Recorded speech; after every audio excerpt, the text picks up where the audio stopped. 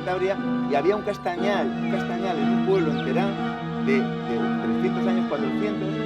Es la iglesia de Santa María, hasta el fondo.